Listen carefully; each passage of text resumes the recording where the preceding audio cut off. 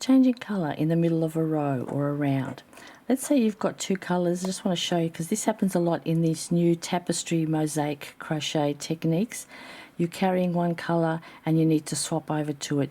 Your pattern says to do one more in your main colour, so I'll do one more which will go in there, one more back loop only single crochet in there, and then I'll have to swap to the pink to do the rest of my stitches.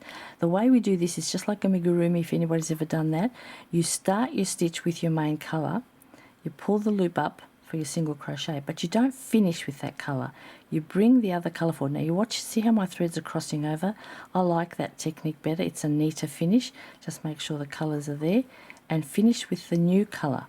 And you'll say, oh my God, what's going on here? Now it's got pink in the middle of it.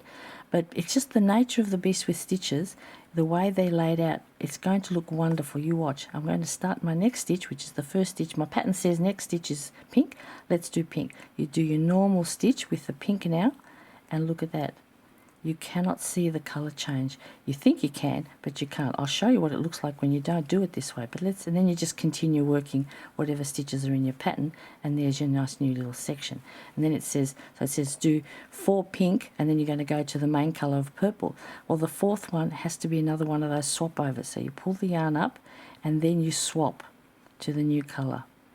Bring this one forward out of the way, use the new colour, and now you've swapped.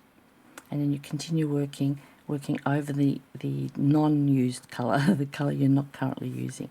And you can see that the colour changes are really nice and uniform and neat.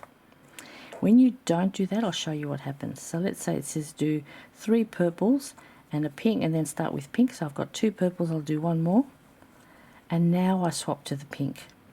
And watch what happens. I do my next stitch in the pink, and now I've got this mixed up stitch with top loops in one colour and the post of the stitch in a different colour, and it does not look pretty at all. You can see where the change happened. It's not neat.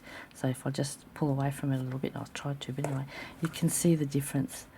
You can see the colour change very clearly here, purple, pink, whereas here every stitch looks complete and freestanding on its own. So there's no mixing of the two colours in the middle of the stitch.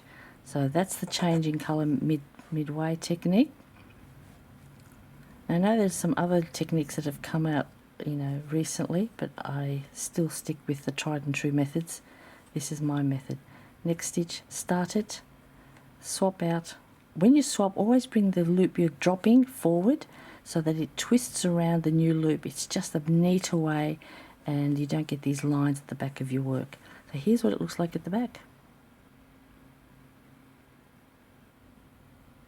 And here's what it is from the front.